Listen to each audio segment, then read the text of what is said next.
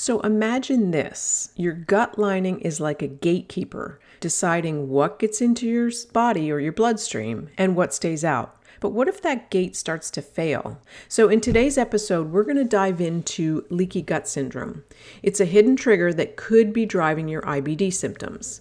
We'll unpack what causes the breakdown, how it stirs up inflammation, but most importantly, the steps that you can take to heal your gut lining and reclaim control over your health. So if you're curious if leaky gut is at the root of your symptoms, this is the episode for you. Stay tuned. Let's get started. Hey friend, welcome to Gut Fix. Are you ready to finally get rid of those debilitating digestive symptoms? Do you catch yourself staying up late Googling things like, what can I eat? Or how do I stop a flare? Or maybe you're just lying awake wondering, how did this ever happen to me? I'm Wendy, and I've been exactly where you are, desperately searching for answers, but determined to find natural solutions. And like you, I was overwhelmed by all the conflicting information out there and unsure of what might really work for me. And so now in this podcast, I'm here to share with you what I've learned, how to listen to your body's signals, and uncover the common mistakes that might be standing in the way of your healing. So grab your favorite drink, pop in your earbuds, and let's dive into your health transformation together. If you're ready to take the first step in understanding what's happening inside your gut, then start with the balance test. It's a very simple, in-home, inexpensive, yet very powerful way to see where your inflammation levels stand and how balanced your omega-3 to omega-6 levels really are. And these are key indicators of gut health and your overall wellness. And by knowing your numbers, we can then create a very clear path toward getting you healed. So, ready for an inside look at your health? Click the link below or go to bit.ly/balance test kit and let's take control of your gut health today. Hey, welcome back. Today I wanted to dive into some of the more common culprits behind leaky gut and how they might be triggering or maybe even worsening your IBD symptoms. So things like from poor diet choices to chronic stress to some of the more common medications over the counter and also prescribed. These are some of the everyday factors that could be weakening your gut lining and making it more permeable. But here's the good news. Many of these are within your control, and the ones that I'm going to be talking about today are within your control. So hopefully after listening to this episode, you will find some things that you can incorporate. And I would say, focus on one a week. This is not about perfection. This is about progress. So just focusing on one a week will be super helpful. So let's dive in. The first one is diet.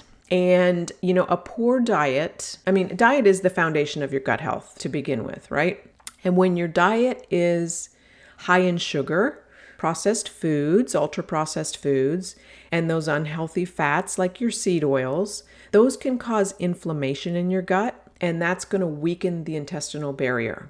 So what can you do about it? Well, you can start swapping out those processed foods for more whole foods. So, the whole vegetables, fruits, and good lean proteins.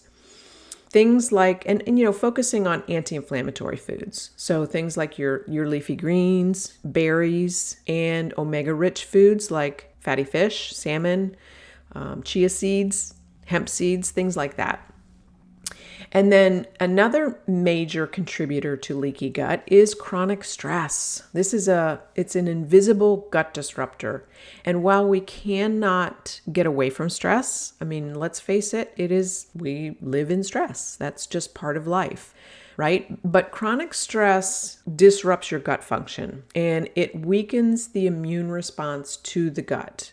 And over time, with this inflammation, the weakened immune response, that can lead to increased permeability.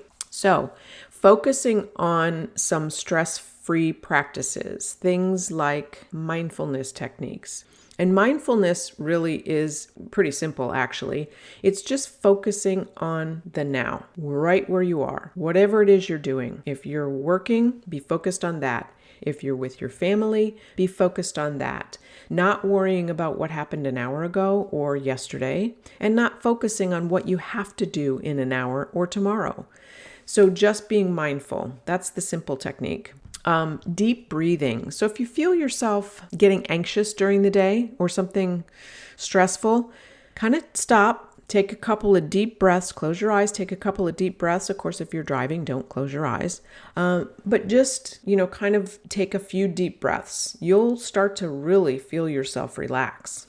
And, you can also take a walk every day.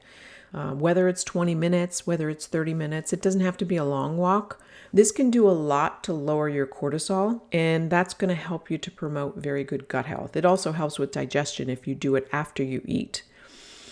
And then a third contributor, and very common contributor to leaky gut, is medications. And they can be over-the-counter medications or they can be prescribed medications. So your over-the-counters like your NSAIDs or your ibuprofen. Also your antibiotics or your acid reducers. They can all irritate the gut lining and or alter the gut bacteria overall. And so you want to talk to your healthcare provider, certainly, but there are alternatives and supplements that can counteract the gut lining damage.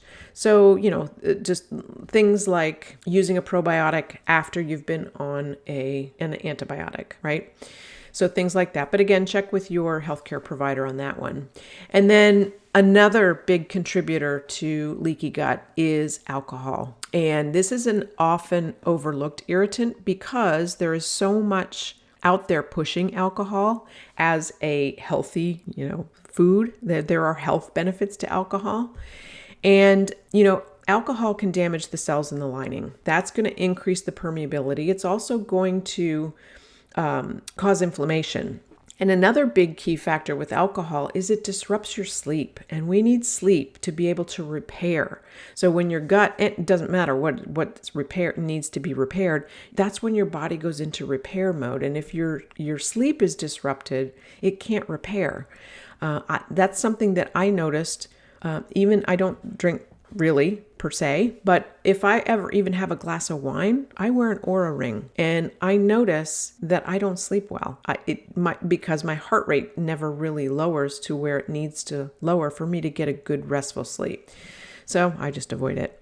But some of the things that you can do is obviously start moderating your alcohol intake, opting for maybe some gut-friendly alternatives. There are things like kombucha. Especially if you're a beer drinker, kombucha is that bubbly drink, and it's got some gut-friendly and gut-healthy benefits to it. Or, herbal teas.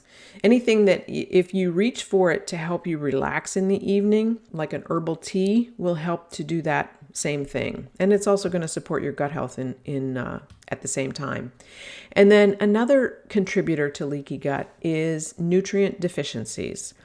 So when you have that missing key support for the gut lining with the nutrients, things like a lack of vitamin D, zinc, your omega-3s, those can all weaken the gut barrier and also hinder the repair processes in your gut. And so obviously starting to incorporate nutrient-rich foods, such as, your fatty fishes like your salmon, your mackerel, the seeds, chia seeds, hemp seeds, and leafy greens. And then you can also consider targeting supplementation to support the gut lining at the same time.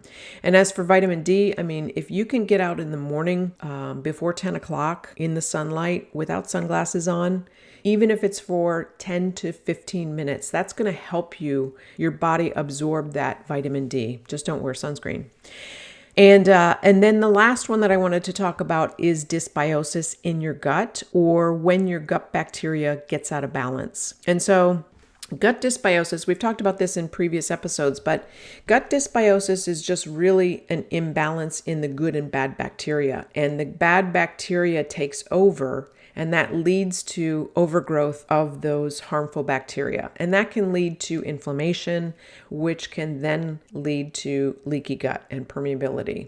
And so, focusing on incorporating, prebiotic foods like your garlic and your onions, and probiotic foods like your yogurt and your fermented foods, your sauerkraut, kimchi, things like that. Those can all help to support a very healthy microbiome balance.